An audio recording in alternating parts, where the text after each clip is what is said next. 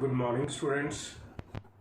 तो लास्ट असी periodic table complete periodic table define कर दिता सी ਉਹਦੀ division into periods groups blocks असी डिटेल दे विच डिस्कस कर ली सी कि how to determine the block of an element group of an element और a period of an element भी कोई एलीमेंट तुहानूं गिवन हैगा असी उहदी इलैक्ट्रॉनिक कॉन्फिगरेशन लिख के ਉਹਦਾ पीरियड डिटरमिन कर सकते हैं, ਉਹਦਾ ग्रुप डिटरमिन कर सकते हैं या ਉਹਦਾ ब्लॉक डिटरमिन कर सकते हैं। ठीक है, मॉडर्न पीरियोडिक टेबल असी डिस्कस किया, that is the long form of the periodic table. ਉਹਦੇ की फीचर्स है वो किस तरह सारी एक्सप्लेनेशन दे रहा about the groups periods and blocks. देखो सक्सैसफुल पीरियोडिक टेबल है बट स्टिल कुछ लिमिटेशंस मॉडर्न पीरियोडिक टेबल दी भी है। जिसी डिस्कस करिए भी what are the limitations of the modern periodic table, तो सब तो पहली लिमिटेशन जी है मॉडर्न पीरियोडिक टेबल है दी है that is the position of hydrogen in the periodic table. Hydrogen दी position in the periodic table. देखो पीरियोडिक टेबल दे विच एक हाइड्रोजन इस तरह का एलीमेंट है which resembles in its properties with the two groups of the periodic table. ये दो ग्रुप्स के नाल रिजेंबल करता अपनी प्रॉपर्टीज दे विच, that is the first group alkali metals, first group के नाल रिजेंबल करता that is the alkali metals, और secondly it resembles with the 17th group elements. 17th group elements के नाल रिजेंबल करता which are said as the halogens. Normally असी पढ़िया भी एक ग्रुप दे विच असी किन्हां एलीमेंट्स नूं प्लेस करने विच हैव सिमिलर प्रॉपर्टीज, जिन्हां दी प्रॉपर्टीज की होंदियां सिमिलर होंदियां, they are placed in one group. But इत्थे असी डिफाइन करते पे भी हाइड्रोजन एक इस तरह का एलीमेंट है which resembles in its properties with two groups of the periodic table, that is the first group that is the alkali metals and the 17th group that is the halogens. तो फिर एक controversy रह गई भी असी इनू किहड़े group च प्लेस करिए, फर्स्ट ग्रुप च प्लेस करिए या 17th ग्रुप दे विच प्लेस करिए, अल्कली मेटल्स दे नाल रखिए इनू या हैलोजेंस दे नाल रखिए इनू। That was the limitation of the modern periodic table. एक तो ये लिमिटेशन आ गई, और सैकेंड लिमिटेशन सी एफ ब्लॉक एलीमेंट्स। असी डिटेल दे विच डिस्कस कीते सी एफ ब्लॉक एलीमेंट्स और the inner transition elements. Limitation की हैगी है भी why they are not included in the main body of the periodic table. इन्हों main body of the periodic table दे विच क्यों नहीं इंक्लूड किया गया, इन्हों बॉटम दे विच क्यों रखा गया, why they are placed at the bottom of the periodic table, why they are not included in the main body of the periodic table. इन्हों मेन बॉडी दे विच क्यों नहीं रखा गया along with the 3 blocks S block, P block या D block के नाल इन्हों इकट्ठे क्यों नहीं रखा गया, why they are placed differently. तो ये दो लिमिटेशन सी बस भी मॉडर्न पीरियोडिक टेबल दियाँ। बाकी मॉडर्न पीरियोडिक टेबल जरा सानू एक सिस्टमैटिक स्टडी करवाता of the different elements, classification करता of the different elements in a successful way. तो ऐसे ही शो कर दी भी जो तुहानूं क्वेश्चन आ जाता what are the limitations of the modern periodic table, तो ये दो लिमिटेशंस असी मॉडर्न पीरियोडिक टेबल दियां रिप्रजेंट कर दी भी पहला position of the hydrogen and secondly the position of F block elements. भी एफ ब्लॉक एलीमेंट्स जिहड़े सी उन्होंने main block main periodic table main body of the periodic table दे विच क्यों नहीं प्लेस किया गया। तो these are the limitations of the modern periodic table. हुण देखो नैक्सट टॉपिक असी स्टार्ट करिए। एक टॉपिक जिहड़ा सी दैट इज़ पीरियोडिक टेबल, वही केमिस्ट्री ग्रुप्स पीरियड्स ब्लॉक्स किस तरह डिटरमिन कर सकते हैं according to the electronic configuration, different components, alkali metals, alkaline earth metal, halogens, chalcogens, representative elements, transition elements, inner transition elements, noble gases, सारा कुछ असी relate कर देता in the last lectures. Next जो सैकेंड पार्ट है इसका इस chapter का that is the periodic properties. Periodic properties असी डिफाइन करनी है व्हाट आर पीरियोडिक प्रॉपर्टीज।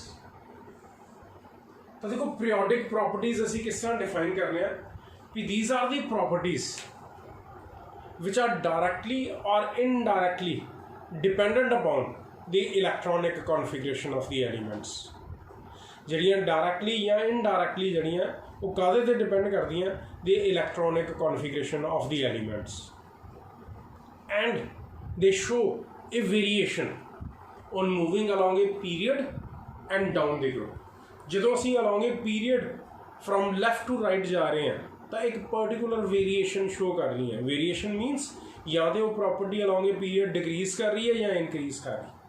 ਇਸੇ ਤਰ੍ਹਾਂ ਹੀ ਜਦੋਂ ਅਸੀਂ down the group move ਕਰਦੇ ਪਏ from top to bottom ਤਾਂ ਇਹ properties ਇੱਕ variation show ਕਰਦੀਆਂ ਪਈਆਂ ਜਾਂ increase ਕਰ ਰਹੀਆਂ ਜਾਂ decrease ਕਰ ਰਹੀਆਂ. ਤਾਂ ਉਹਨਾਂ properties ਨੂੰ ਅਸੀਂ ਕੀ ਕਹਾਂਗੇ? Periodic properties. ਤਾਂ periodic properties ਅਸੀਂ define ਕਰ ਦਿੱਤੀਆਂ ਵੀ these are the properties of the elements which are directly or indirectly dependent upon the electronic configuration of the elements, and secondly they show a variation on moving along a period and down the group. ਜਦੋਂ ਅਸੀਂ along a period ਜਾ ਰਹੇ ਹਾਂ ਜਾਂ down the group ਜਾ ਰਹੇ ਹਾਂ ਤਾਂ ਇੱਕ particular variation show ਕਰ ਰਿਹਾ ਉਹ property ਜਾਂ ਤੇ increase ਕਰ ਰਹੀ ਹੈ along a period ਜਾਂ decrease ਕਰ ਰਹੀ ਹੈ ਜਾਂ down the group decrease ਕਰ ਰਹੀ ਹੈ ਜਾਂ increase ਕਰ ਰਹੀ ਹੈ ਤਾਂ ਉਹਨਾਂ properties ਨੂੰ ਅਸੀਂ ਕੀ ਕਹਾਂਗੇ? They will be said as the periodic properties. They will be said as the periodic properties of the elements. ਹੁਣ ਸਾਡੇ ਕੋਲ ਕਿੰਨੀਆਂ ਜ਼ਿਆਦਾ periodic properties ਹੈ ਜਿਹੜੀਆਂ ਅਸੀਂ ਇਸ ਚੈਪਟਰ ਦੇ ਵਿੱਚ ਡਿਸਕਸ ਕਰਨੀਆਂ ਬੜੀ ਡਿਟੇਲ ਦੇ ਵਿੱਚ ਵੀ. Atomic radius, ionic radius, ionization enthalpy, electron gain enthalpy या electron affinity, electron negativity, metallic character, valency, ये सारियां periodic properties ਅਸੀਂ one by one डिटेल च डिस्कस करनी है इस चैप्टर ਦੇ ਵਿੱਚ. ਤਾਂ मैं फर्स्ट property शुरू करने जा रहा भी, that is the atomic radius, a very very important property in this chapter. पूरा चैप्टर ਇਹਦੇ ਤੇ ਲਿੰਕ ਹੈ. atomic radius ਤਾਂ ਅਸੀਂ डिफाइन करना भी what is atomic radius. ਤੁਸੀਂ atomic structure ਪੜ੍ਹੀ ਹੈ, electronic distribution of an atom, ਕਿ ਇੱਕ ਐਟਮ ਦੇ ਵਿੱਚ ਇਲੈਕਟ੍ਰੋਨਸ ਜਿਹੜੇ ਹੈਗੇ ਆ they are present in different energy shells. मैं सपोज कर लिया एक सोडियम का एटम ले लिया, एक एटम है मेरे को सोडियम का जिहदा एटॉमिक नंबर कितना 11. जे असीं तुहाडे अकॉर्डिंगली चलीए लोअर क्लासेस के अकॉर्डिंगली इहदी डिस्ट्रीब्यूशन की हुंदी सी, इट इज़ 2 8 and 1, जिहदे विच असीं शो करदे आ भी there are 2 electrons in the first shell, there are 8 electrons in the second shell, and there is 1 electron in the third shell. तो ये रिप्रेजेंटेशन शो कर देती कि ये इलेक्ट्रॉनिक डिस्ट्रीब्यूशन है ऑफ द सोडियम एटम. तो यदा एटॉमिक रेडियस असी कढ़ना है तो देखो एटॉमिक रेडियस की है, it is defined as the distance of the valence electron from the nucleus. जो आउटर मोस्ट इलेक्ट्रॉन है, जो लास्ट इलेक्ट्रॉन है जो शैल च प्रेजेंट है, उस शैल की distance from the nucleus that will be said as its atomic radius. Atomic radius ਨੂੰ ਅਸੀਂ डिफाइन ही किस तरह करना है? It is defined as the distance of the valence electron from the nucleus. जो वैलेंस इलेक्ट्रॉन है, आउटर मोस्ट इलेक्ट्रॉन है, उसकी distance from the nucleus that will be said as the atomic radius. जिस तरह मैं रिप्रेजेंट किया कि sodium का एटॉमिक रेडियस मैं रिप्रेजेंट कर रहा कि सोडियम के केस में जो लास्ट इलेक्ट्रॉन थर्ड शैल च प्रेजेंट सी, उस थर्ड शैल या उस इलेक्ट्रॉन की distance from the nucleus that will be said as the atomic radius. हुण स्टेटमेंट आती है कि how to measure this atomic radius. इस एटॉमिक रेडियस को असी किस तरह मैजर कर सकते हैं, measurement of the atomic radius. तो ये पहला ही क्वेश्चन आता भी it is very difficult, it is very difficult to determine the radius of an isolated atom. एक आइसोलेटेड एटम का रेडियस डिटरमिन करना it is very difficult. It is very difficult to determine the radius of an isolated atom. एक single isolated atom का radius determine करना it is a very difficult task. Reason, पहला reason असी represent करिए तो first reason असी की कह सकते हैं, it is very difficult to isolate an atom. It is not possible to isolate an atom. एक एलिमेंट है which is made up of a large number of the atoms. उस एलीमेंट दे विचों एक एटम नू आइसोलेट करना possible ही नहीं है. तो जे तुसी एटम नू आइसोलेट ही नहीं कर सकते तो वह रेडियस किस तरह डिटरमिन करोगे? पहली डिफिकल्टी आ गई। ठीक है, जे असी इन केस सपोज कर लिए भी लैट असी आइसोलेट कर भी लिया आइटम, तो फिर भी उदा रेडियस डिटरमिन करना बहुत ज़्यादा डिफिकल्ट है। क्योंकि याद करो असी जो हेसनबर्ग्स अनसर्टनटी प्रिंसीपल डिफाइन किया सी, तो उस वेले असी की डिफाइन किया भी the position of the electron around the nucleus is not fixed, और की डिफाइन किया सी there is always probability of finding the electron, there is always probability of finding the electron. मतलब जिस इलैक्ट्रॉन की तुसी डिस्टेंस कढ़नी है फ्रॉम द न्यूक्लियस, तो उस इलैक्ट्रॉन की एग्जैक्ट पोजीशन ही नहीं पता, तो तुसी उसकी डिस्टेंस किस तरह कैलकुलेट कर सकोगे? Again a difficulty. दूसरी डिफिकल्टी ये आ गई कि we always have probability of finding the valence electron, जो कि सानू उसकी एग्जैक्ट पोजीशन ही नहीं पता हैगी, तो जे सानू उसकी एग्जैक्ट पोजीशन ही नहीं पता हैगी तो असी उसकी किस तरह डिस्टेंस कैलकुलेट कर सकते। थर्ड आस्पेक्ट आ जाता भी ਜਿਹੜੇ एटॉमिक रेडियाई है they are calculated from their bonded states. इन्हां दोनों डिफिकल्टीज़ को ओवरकम करके असीं ये कह दिंदे हैं भी एटॉमिक रेडियाई जिहड़े हैगे आ वो आइसोलेटेड स्टेट्स दे विच डिटरमिन नहीं हो सकते, वो हमेशा किस तरह डिटरमिन होंदे आ फ्रॉम देयर बॉन्डेड स्टेट्स, जो एटम्स आपस दे विच कंबाइंड है, बॉन्डेड है, फॉर्मिंग दी मॉलीक्यूल्स। तो हुण जे असीं उन्हां बॉन्डेड स्टेट्स नूं भी डिस्कस करिए तो किन्ने तरह के बॉन्ड्स है, कोवलेंट बॉन्ड है, आयनिक बॉन्ड है, वांडरवाल्स फोर्सेस प्रेजेंट होंदियां, वांडरवाल्स बॉन्ड्स प्रेजेंट है। तो क्योंकि जिवें ये बॉन्डेड स्टेट चेंज होंदी है भी जो मॉलीक्यूल चेंज हो रहा from one bonded state to the other bonded state, तो ये रेडियाई फिर की हो जाते हैं, चेंज हो जाते हैं। ये रेडियाई फिर की हो जाते हैं, चेंज हो जाते हैं। कोवलेंट रेडियाई जिहड़े हैगे they are different from the van der Waals radii, van der Waals radii they are different from the metallic radii या आयनिक रेडियाई। भी किस तरह के बॉन्ड्स प्रेजेंट है बिटवीन दी एटम्स, क्योंकि इसलिए डिफाइन कर दिता कि आइसोलेटेड स्टेट दे विच एटॉमिक रेडियाई डिटरमिन नहीं हो सकते, क्योंकि पॉसीबल ही नहीं है किसी एटम को आइसोलेट करना। तो फिर सैकेंड आल्टरनेटिव ही इको बचा भी रेडियाई किस तरह कैलकुलेट करांगे from the bonded state of the atoms, जो एटम्स बॉन्डेड है आपस के फॉर्मिंग दी मॉलीक्यूल्स। तो हम बॉन्डिंग कई तरह की हो सकती है, कोवलेंट बॉन्ड है, आयनिक बॉन्ड है, मेटालिक बॉन्ड है, वांडरवाल्स बॉन्ड है। तो with change in the bonding state ये रेडियाई भी की करते जाते हैं, चेंज करते जाते हैं, जिसके कारण फिर अगेन ये डिफिकल्टी भी साढ़े को एग्जैक्ट रेडियाई तो आ ही नहीं रहा। फिर भी थर्ड पॉइंट ने सानू एक आल्टरनेटिव दे दिता भी असी रेडियाई कैलकुलेट कर सकते हैं, असी रेडियाई कैलकुलेट कर सकते हैं, बट किस तरह from the bonded state of the atoms, जो एटम्स बॉन्डेड है आपस के फॉर्मिंग दी मॉलीक्यूल्स। हुण वो जिहड़ियां बॉन्डिंग स्टेट्स है वो किस तरह दी एटम्स आपस के जिहड़े लिंक्ड है वो किस तरह लिंक्ड है, किस तरह बॉन्डेड है आपस के। मैं क्या कोवलेंट बॉन्ड्स हो सकते हैं, आयनिक बॉन्ड्स हो सकते हैं, या होर किसी तरह दी फोर्सेस प्रेजेंट हो सकती हैं। उहदे अकॉर्डिंगली असी जिहड़े एटॉमिक रेडियाई है उन्होंने अलग अलग कैटेगरीज दे विच डिवाइड करने भी। They are said as covalent radii, they are said as covalent radii, they are said as ionic radii, they are said as van der Waals radii,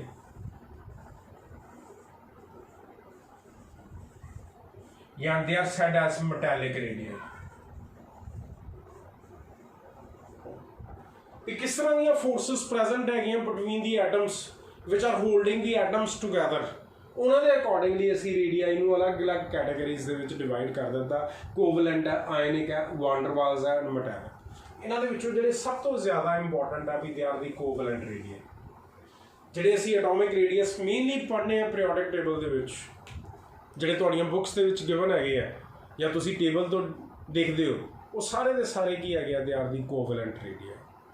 हुण असीं जे कोवलेंट रेडियस नूं डिफाइन करिए, what is the covalent radius? ਤਾਂ covalent radius ਕੀ ਹੈ, ਅਸੀਂ suppose ਕਰ ਲਿਆ ਵੀ ਦੋ ਐਟਮਸ ਆਪਸ ਦੇ ਵਿੱਚ ਬੌਂਡਡ ਹੈ ਥਰੂ ਏ ਕੋਵੈਲੈਂਟ ਬੌਂਡ। ਸੇ ਮੈਂ ਹਾਈਡਰੋਜਨ ਮੋਲੀਕਿਊਲ ਦੀ ਐਗਜ਼ਾਮਪਲ ਲੈ ਰਿਹਾ ਵੀ ਦੋ ਹਾਈਡਰੋਜਨ ਐਟਮਸ ਹੈ, ठीक है। मैं एक हाइड्रोजन एटम रिप्रेजेंट किया, एदा न्यूक्लियस, ए दूसरा हाइड्रोजन एटम है, एदा न्यूक्लियस है। They are covalently bonded as sharing हुई थी। एक ये शेयर्ड पोर्शन, देखो दोनों ने अपने एटॉमिक ऑर्बिटल की कीते थे शेयर। याद है कोवैलेंट बॉन्ड किस तरह बनता, by the sharing of the valence electrons. Covalent bond किस तरह बनता, by the sharing of the valence electron और the sharing of the valence orbitals. तो इत्थे मैं शो कर रहा भी दो हाइड्रोजन एटम सी, उन्होंने atomic orbitals they are shared with each other and they result in the formation of the covalent bond। a shared portion है, it is the, मैं फिलहाल इन्हों कह रहा है, it is the shared part। दोनों ने कुछ शेयरिंग की है और एक्चुअल ਦੇ ਵਿੱਚ ਦੋਨਾਂ ਦਾ ਇੱਕ ਇੱਕ ਇਲੈਕਟ੍ਰੋਨ ਇੱਥੇ ਸ਼ੇਅਰ ਹੋਣਾ। ਤਾਂ ਅਸੀਂ ਇਹ ਸ਼ੋ ਕਰ ਦਿੱਤਾ ਵੀ ਇਹ ਸ਼ੇਅਰਿੰਗ ਹੋਈ ਹੈ ਔਰ it ਰਿਜ਼ਲਟਡ in the formation of the ਕੋਵੈਲੈਂਟ bond. ਹੁਣ ਅਸੀਂ ਕੀ ਕਰਨਾ ਵੀ ਜਦੋਂ ਬੌਂਡ ਬਣ ਗਿਆ, ਹਾਈਡਰੋਜਨ ਮੋਲੀਕਿਊਲ ਫਾਰਮ ਹੋ ਗਿਆ, ਤਾਂ ਅਸੀਂ ਇਹ ਇੰਟਰਨਿਊਕਲੀਅਰ ਡਿਸਟੈਂਸ ਕੱਢ ਲੈਣੀ ਹੈ। ਦੋਨਾਂ ਦੇ ਨਿਊਕਲੀਆਈ ਦੀ ਡਿਸਟੈਂਸ ਕੈਲਕੂਲੇਟ ਕਰਨੀ ਹੈ ਵੀ what is the distance between the two nuclei. ਤਾਂ ਇਹਦਾ ਹਾਫ ਕਰ ਦੇਣਾ, that will be set as the covalent radius। देखो कोवैलेंट रेडियस ਨੂੰ डिफाइन ही किस तरह कर रहे हैं, it is defined as the 1/2 of the internuclear distance। it is defined as 1/2 of the internuclear distance between the two bonded atoms through a covalent bonds। दो atoms है ਜਿਹੜੇ ਆਪਸ ਦੇ ਵਿੱਚ bonded ਹੈ through a covalent bond। ਅਸੀਂ ਉਹਨਾਂ ਦੇ ਵਿੱਚ ਇੰਟਰਨਿਊਕਲੀਅਰ ਡਿਸਟੈਂਸ ਕੱਢਣੀ ਹੈ, ਉਹਨਾਂ ਦੇ ਨਿਊਕਲੀਆਈ ਦੇ ਵਿੱਚ ਡਿਸਟੈਂਸ ਕੱਢਣੀ ਹੈ, ਉਹਦਾ ਹਾਫ ਕਰ ਦਈਏ ਤਾਂ ਉਹਨੂੰ ਅਸੀਂ ਕੀ ਕਰਾਂਗੇ, ਉਹਦਾ ਕੋਵੈਲੈਂਟ ਰੇਡੀਅਸ। ਫਾਰ ਐਗਜ਼ਾਮਪਲ ਹਾਈਡਰੋਜਨ ਦੇ ਕੇਸ ਦੇ ਵਿੱਚ ਇਹ ਜਿਹੜੀ ਡਿਸਟੈਂਸ ਆਉਂਦੀ ਹੈ, ਇਟ ਕਮਸ ਆਊਟ ਟੂ ਦੀ 74 ਪਿਕੋਮੀਟਰਸ। ਤਾਂ ਫਿਰ ਹਾਈਡਰੋਜਨ ਦਾ ਕੋਵੈਲੈਂਟ ਰੇਡੀਅਸ ਕਿੰਨਾ ਹੋ ਗਿਆ ਵੀ d/2 ਕਰ ਦਈਏ ਤਾਂ it is 74 divided by 2, it is 37 picometres. ਇਹ ਇਹਦਾ ਕੀ ਆ ਗਿਆ, ਕੋਵੈਲੈਂਟ ਰੇਡੀਅਸ। ਤਾਂ ਇਸ ਤਰ੍ਹਾਂ ਕੋਵੈਲੈਂਟ ਰੇਡੀਅਸ ਅਸੀਂ ਫਾਈਂਡ ਕਰ ਸਕਦੇ ਹਾਂ ਵੀ ਕੋਵੈਲੈਂਟ ਰੇਡੀਅਸ ਕੀ ਹੈਗਾ ਵੀ ਦੋ ਐਟਮਸ ਹੈ ਜਿਹੜੇ ਬੌਂਡਡ ਹੈ ਆਪਸ ਦੇ ਵਿੱਚ through the formation of the ਕੋਵੈਲੈਂਟ bond. ਠੀਕ ਹੈ, ਅਸੀਂ ਉਹਨਾਂ ਦੀ ਬੌਂਡਡ ਸਟੇਟ ਦੇਖੀ, ਠੀਕ ਹੈ, ਔਰ ਉਸ ਬੌਂਡਡ ਸਟੇਟ ਦੇ ਵਿੱਚ ਦੋਨਾਂ ਦੇ ਨਿਊਕਲੀਆਈ ਦੇ ਵਿੱਚ ਜਿਹੜੀ ਡਿਸਟੈਂਸ ਹੈ, ਜਿਹਨੂੰ ਅਸੀਂ ਕਹਿ ਰਹੇ ਹਾਂ ਇੰਟਰਨਿਊਕਲੀਅਰ ਡਿਸਟੈਂਸ, ਉਹਦਾ ਹਾਫ ਲੈ ਲਿਆ ਤਾਂ ਉਸ ਹਾਫ ਨੂੰ ਅਸੀਂ ਕੀ ਕਹਾਂਗੇ, that will be the covalent radius। ਜਿਸ ਤਰ੍ਹਾਂ ਅਸੀਂ ਹਾਈਡਰੋਜਨ ਦੀ ਐਗਜ਼ਾਮਪਲ ਦਿੱਤੀ ਵੀ ਹਾਈਡਰੋਜਨ ਦੇ ਕੇਸ ਦੇ ਵਿੱਚ it comes out to be 74 ਪਿਕੋਮੀਟਰਸ, ਇਸ ਕਰਕੇ ਰੇਡੀਅਸ ਕਿੰਨਾ ਆ ਗਿਆ, 37 ਪਿਕੋਮੀਟਰਸ।